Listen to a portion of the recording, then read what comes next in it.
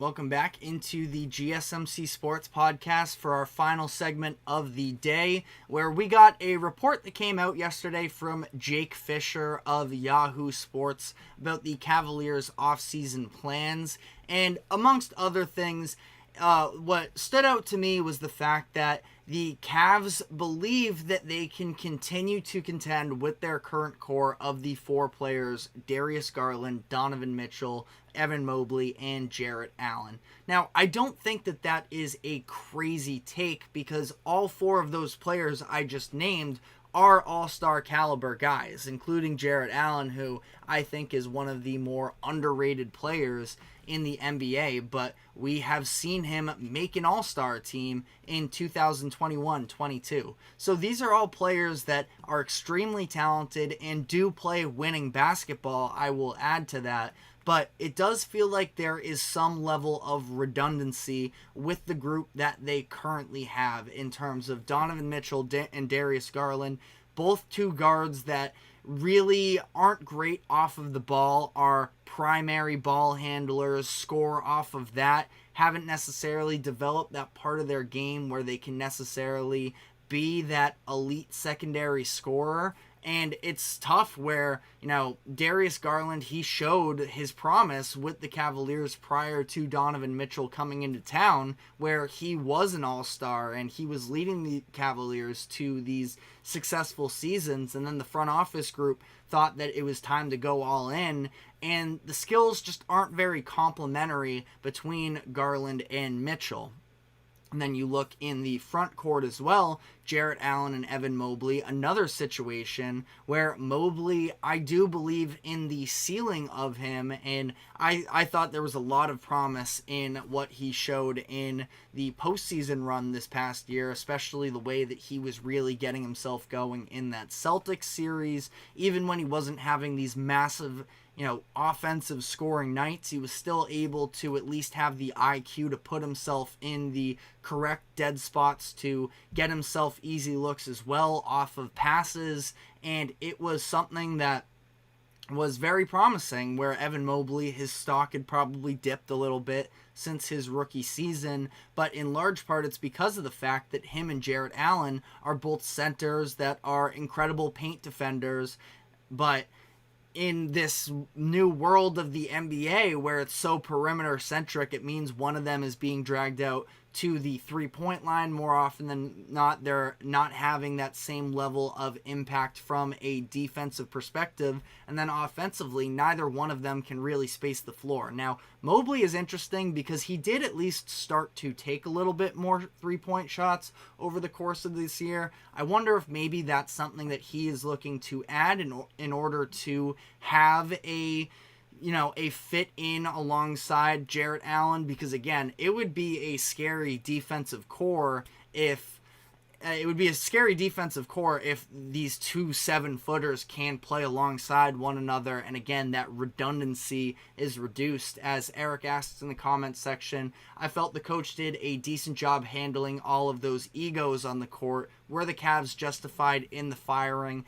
It's interesting, right? Because in the 2023 playoffs, it was a very embarrassing loss for the Cavaliers, losing in the first round to a lower-seeded New York Knicks team that, obviously, the Knicks of this year, it was not the same level. Jalen Brunson was not at the same level individually as he was this season during the 2023 postseason. And also, for all of that size that I'm praising for the Cavaliers, they were just getting outmanned, out-rebound. The physicality was just far too much for them. And that was a really tough look. But to your point, Eric, the egos is something that it does seem like has been, for the most part, a non-problem.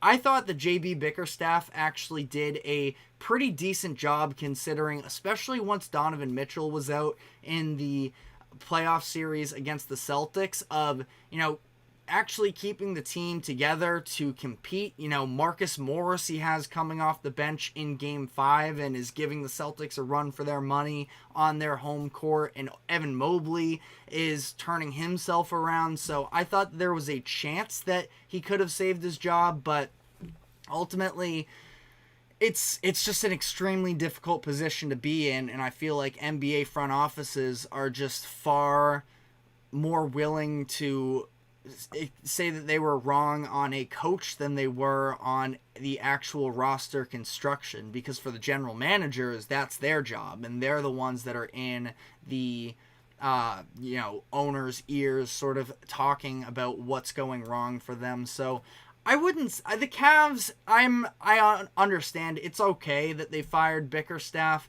It's interesting. The Fisher report also talked about the candidates that they are bringing in this week alone.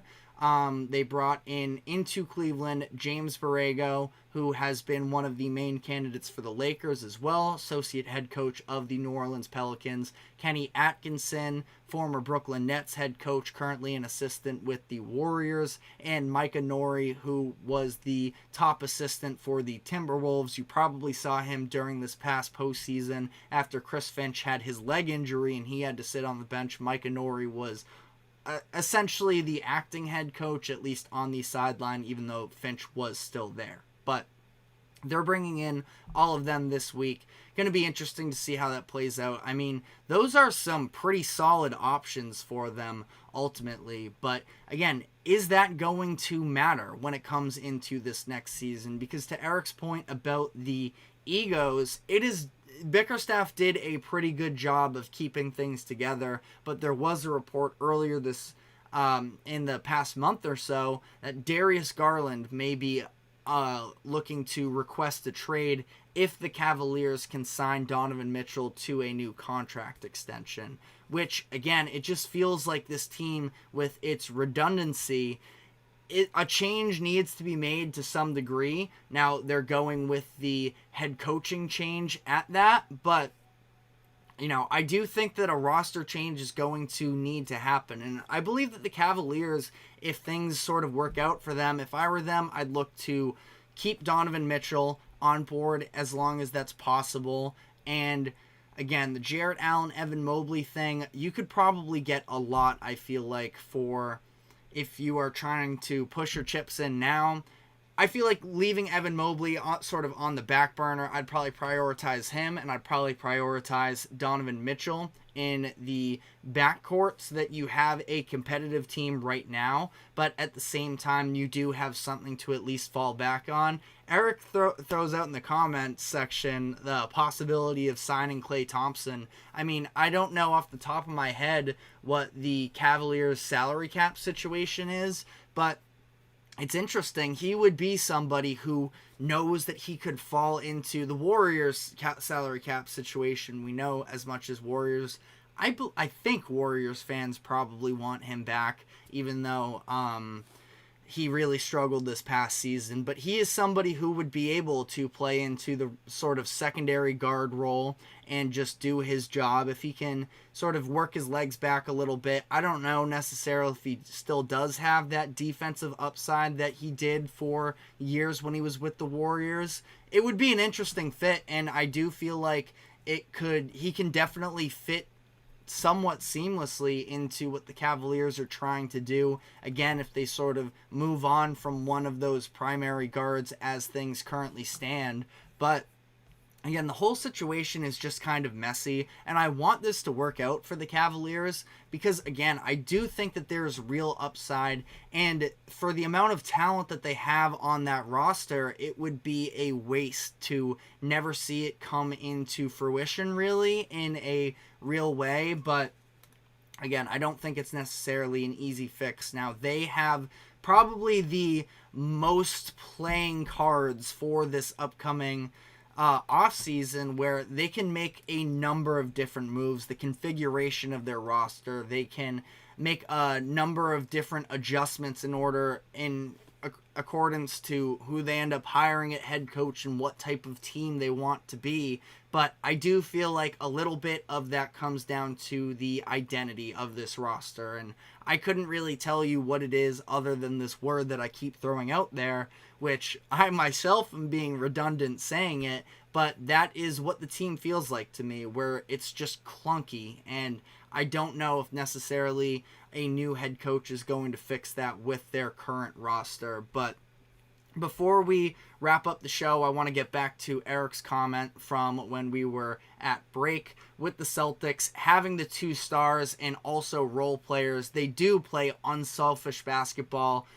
Eric says it reminds him of Tim Duncan's Spurs years, guys playing for each other, not just the name on the back of the jersey. And I absolutely agree that I think for the Celtics, it has been this level of maturity that, and I think that Jrue Holiday has been a massive part of that, of sort of instilling in the Celtics what it takes for winning a championship and sort of coming into this team-first environment. And the Celtics, in turn, we've seen not just with the play on the court and the unselfish play, which is absolutely a valid point, but you listen to them at the podium as well, and there just seems to be this greater understanding of what it takes to be a finals contending team.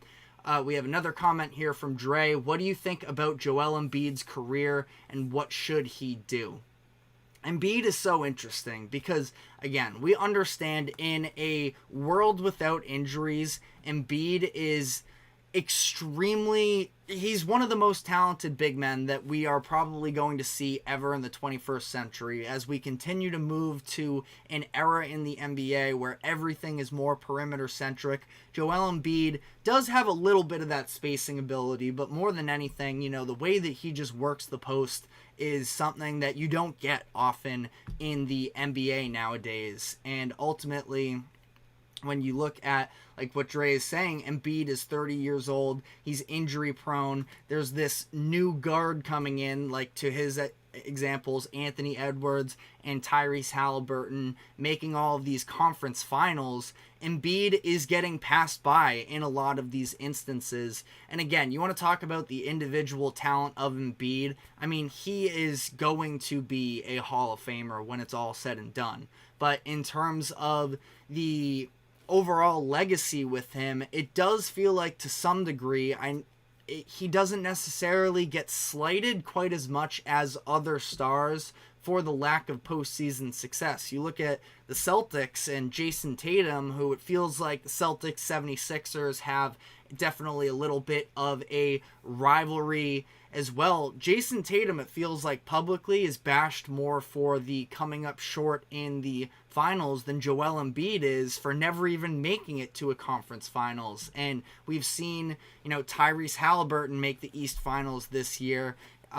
We saw Trae Young in 2021. Now, granted, it was with Joel Embiid also dealing with an injury, and the undoing of Ben Simmons during that series is really when we saw that happen. But Trae Young, with an undermanned Hawks team, beat Embiid to go to the conference finals himself. So it's really interesting. The 76ers have a lot on their plate for this offseason. They only have, I believe it's 3 players under contract for next season. I believe it's Embiid, Paul Reed, and it's one other player. I'm trying to think off the top of my head. It might be Ricky Council. Now, they're going to give Tyrese Maxey a max contract this offseason. He's a restricted free agent. I have no doubts that they're going to bring him back, but they have a lot of spots to fill out on that roster. Do they go with the third star strategy, sort of the traditional super team building model,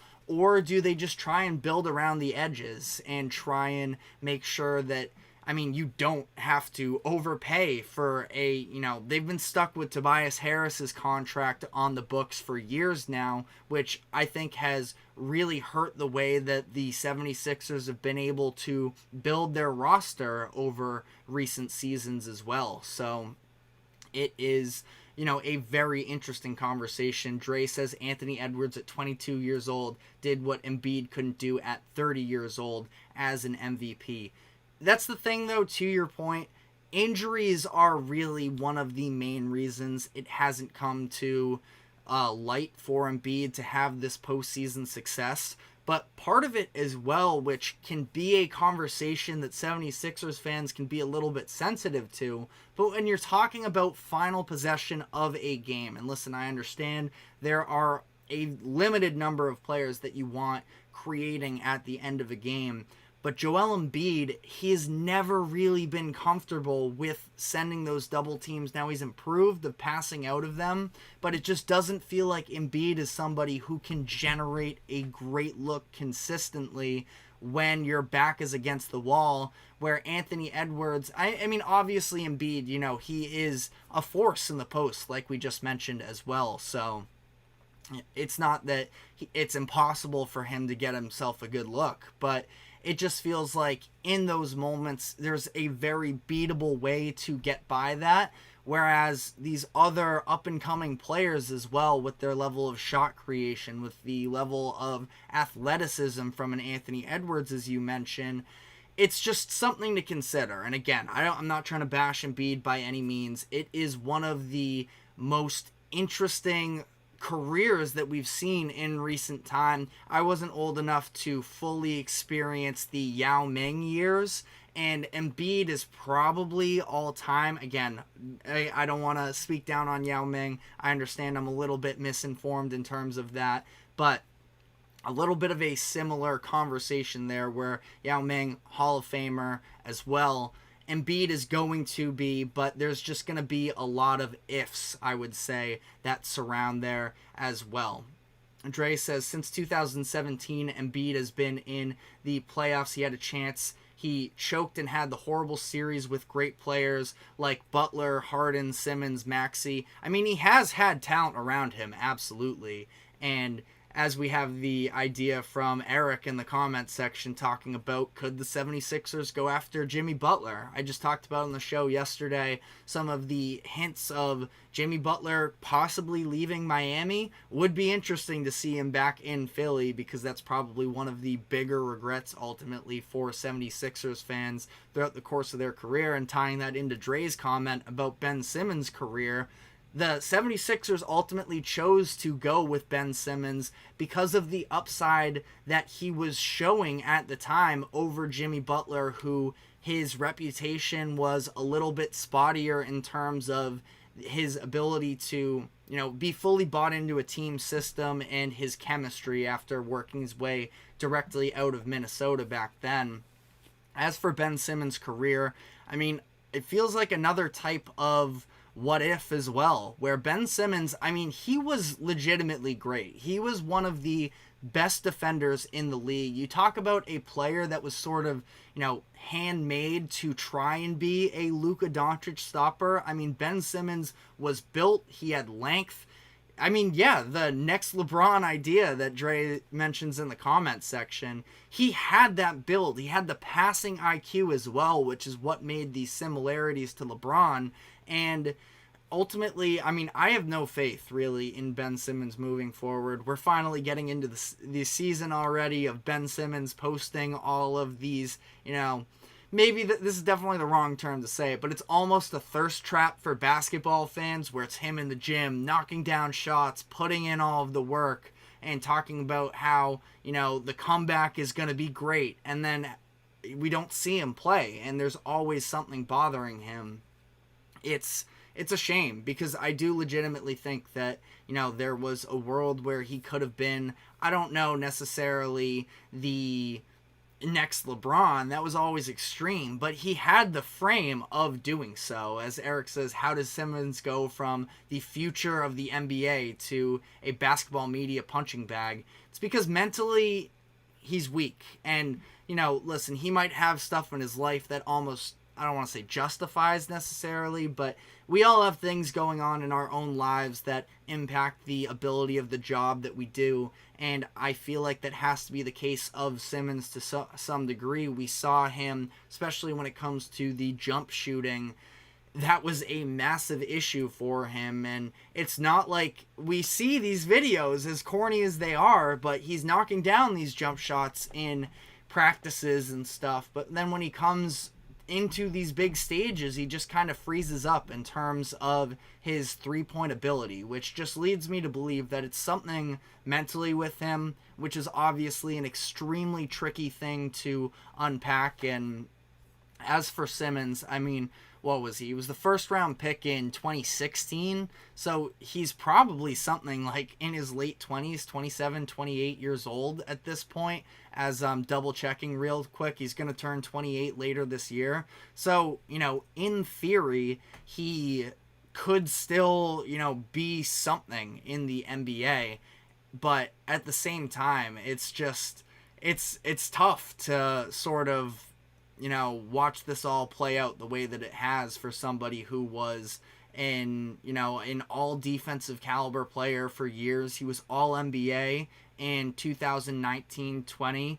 It's just, again, I think that we're probably going to get some sort of a bigger picture story from Simmons probably after his retirement as to a little bit more of a deep dive into what went wrong. But it was just sort of, it was just a diminishment over time. And again, I think that it stems from the mental aspect of the game as well. But that is all the time we have for today. Thank you very much for tuning in. Thank you to our viewers for helping to contribute to the conversation. Always happy to hear your thoughts on the matter. We are live every 2 to 3 p.m. Eastern on weekdays, so we will be back tomorrow. Remember to like, follow, subscribe wherever you keep up with us.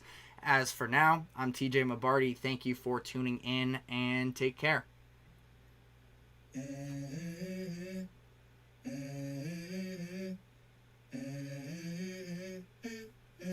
Let's go.